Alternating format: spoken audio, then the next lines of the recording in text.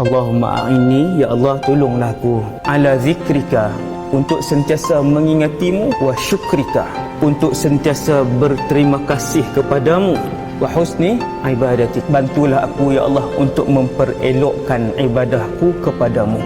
Doa ni Nabi ajar kepada Sayyidina Muaz.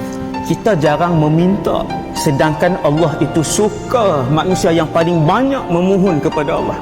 Lepas Nabi sebut tu, aku sayang kamu wahai Muaz, jangan tinggal tiap-tiap kali selepas kamu solat, selepas bagi salam, Allahumma a'inni ala zikrika wa syukrika wa husni ibadatik.